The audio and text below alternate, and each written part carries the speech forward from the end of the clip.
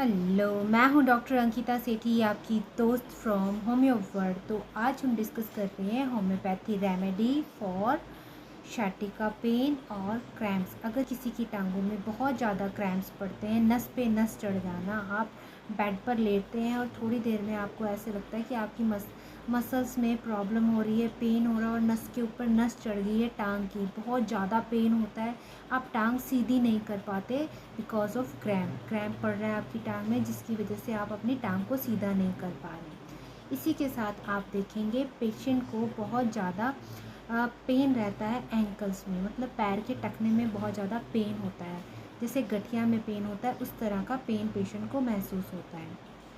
शाटिका की प्रॉब्लम देखने को मिलती है।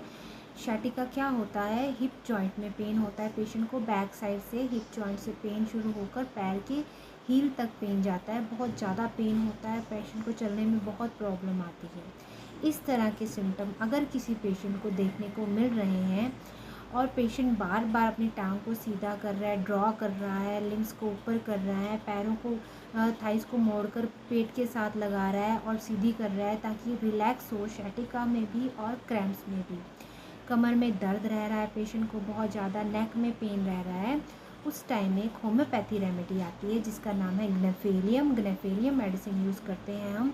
इस मेडिसिन को 200 पोटेंसी में यूज़ करेंगे। अगर पेशेंट को बहुत ज़्यादा क्रैम्प्स पड़ रहे हैं उसमें आराम आएगा, शाटिका के पेन में भी आराम आएगा और पेशेंट बहुत जल्दी रिलीफ महसूस करेगा और ठीक हो जाएगा।